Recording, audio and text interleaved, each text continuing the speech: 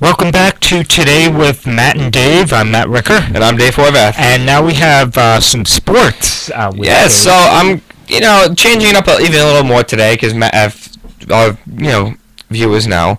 Matt and I like to make things different as much as possible, kind of stay ahead of the curve. But I will be, also talking about some national stuff. So, again, comment anything you want me to talk about sport-wise, Matt, sport-wise, comment either of our Facebook Lives. But, before we go into national stuff, we're going to start with our local. So, start with our men's baseball team, because, there's only a men's baseball team, there's no women's baseball, but with our baseball, they had a doubleheader on Saturday against Manhattan, where they won Game 1 5-2, and then they lost Game 2 4-1. Then they had finished the three-game series against Manhattan, where they won 4-1 on Sunday, and then they finished off yesterday against Albany, 3 o'clock, they lost 8-4. And now we're going to talk about, instead of me going to the next sport, we're going to also hit up now what the upcoming baseball schedule is. So upcoming-wise, baseball will be a three-game series over the weekend up in Londonville against Siena, where Game 1 on Saturday is at 12, Game 2 is at 3 o'clock, and Game 3 will be Sunday at 12.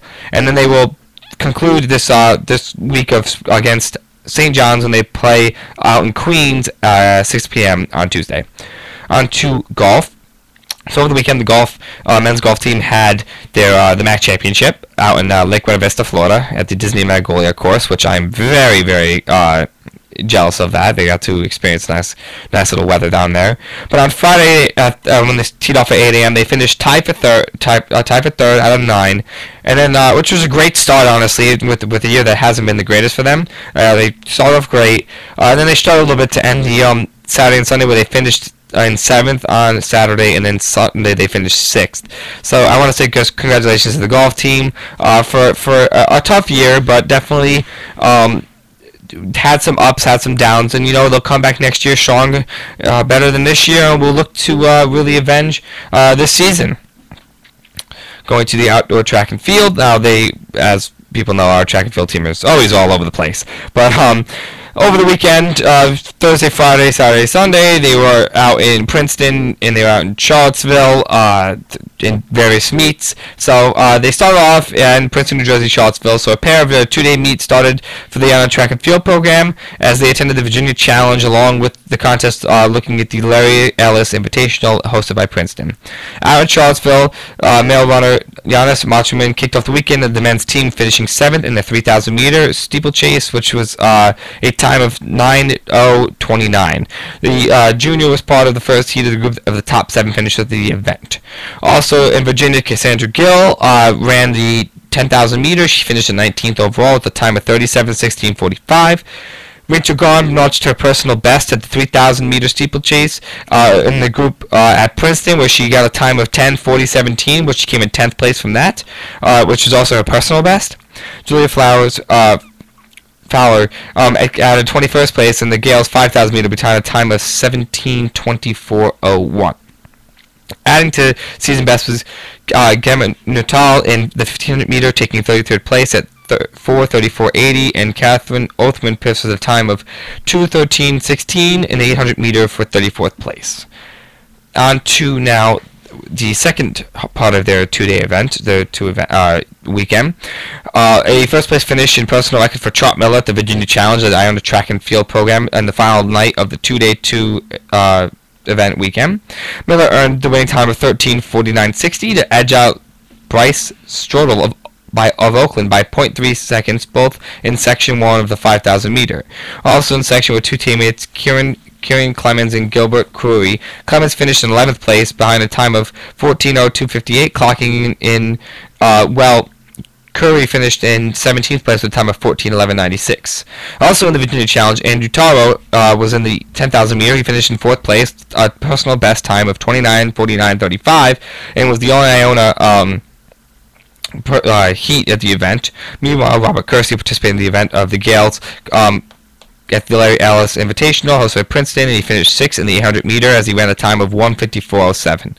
Now looking to next week, the men and women will be at the Penn Relays, with starting time will be Friday for the men at 5:30, and then so they'll pick it up at Saturday at 1:15 p.m., and the women will be at starting their Penn Relays today, tonight at 8:10 p.m. and then they'll pick it up Saturday 4:15.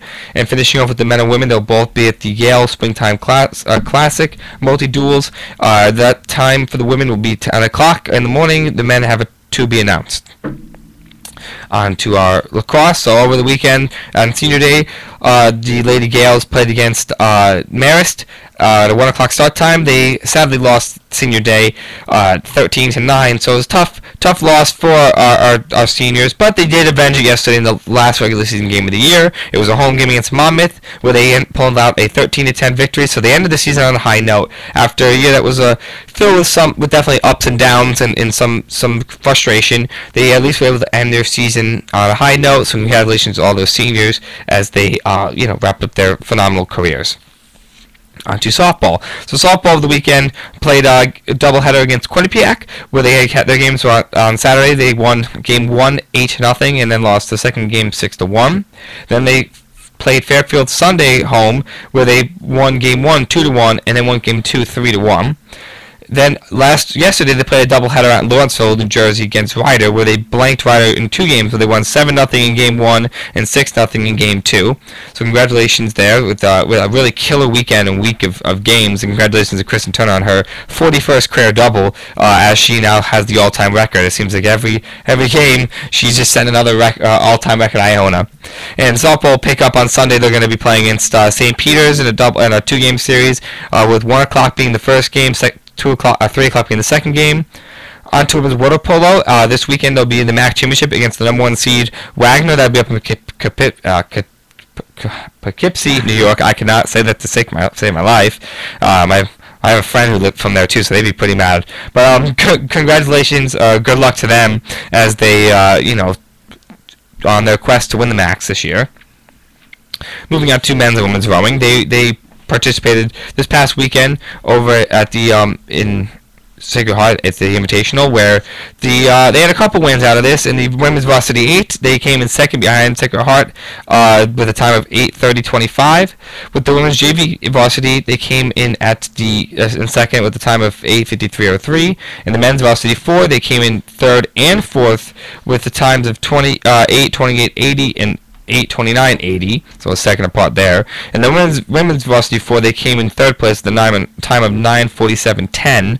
But and then in the men's novice 4, they came in a time of 9:11.90 in second. And the women's novice 8, they came in first place and again in fourth place with a time of 8:51.90, beating out Sacred Heart, which came in second at 9:16.90. So they beat them by a pretty hefty score.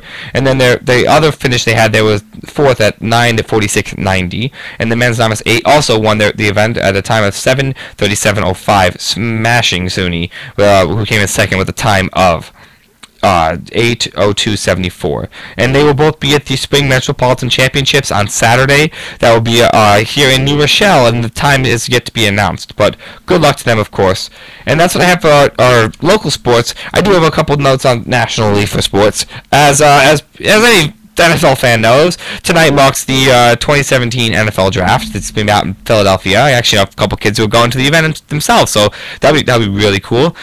This draft, has had a lot of controversy because of the amount of individuals who've had diluted substances, diluted samples at the combine. Reuben Foster, the great inside linebacker from Alabama, has had that happen to him during the draft, and he will actually not even be at the draft tonight. So that stinks for him. He was not invited. And then a couple days ago, Jabril Peppers had a sample. He was another projected first round draft pick. Had his sample looked at as it was diluted. So very interesting. We'll have to see where that goes. As anyone knows, Ohio State cornerback Gillian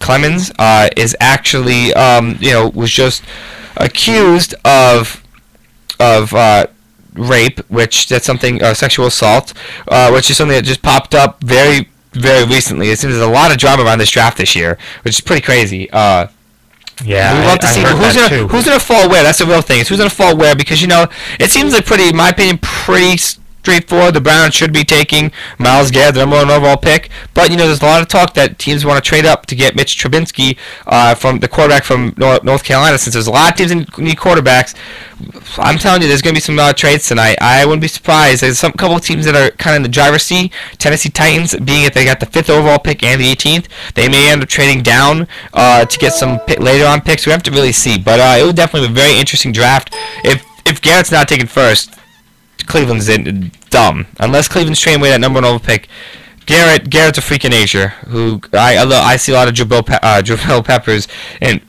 in him. Julius Peppers in him. We will have to see what ultimately happens, where some of these guys have had a lot of speculation around them. We'll see where they end up falling. Let's see where the quarterbacks end up falling, because there will be a few quarterbacks in the first round. Maybe we'll have a total of 3. Corners this year, safeties, corners, going to be all over the place. Jamal Adams, the latest projection I saw was he could go number 2, which would be crazy. But again, wouldn't surprise me. There's a lot of great corners in this draft, a lot of phenomenal cornerbacks. The quarterbacks is not that many. There's a couple great, and that's it. You got a very few. The top, and then is a pretty big dump off. Running backs, we got a couple really strong running backs. Leonard Fournette, Dalvin Cook, Christian McCaffrey. We'll see. I'm really interested to see where some of these guys go, because we got some great defensive players. Really defensive draft this year. And then at the end of the day, we got a couple offensive weapons besides a couple of the running backs I mentioned, and we got a couple killer wide receivers with Corey Davis and Mike Williams. We'll see where they end up falling, as well as John Ross III from the speedster who broke the Chris Johnson's 40 times. So we'll see where all these guys end up falling. But it'll be interesting to see. We will talk about this next week, of course. But that's all I got for sports, Matt. So I think we'll take a quick break and come back with a little entertainment box office billboard. Again, if you have any questions, comments, concerns, please comment on the Facebook live posts from Matt or myself, and we will talk about it. We'll get it in next week. But then, thank you for listening now. We'll be right back. All right.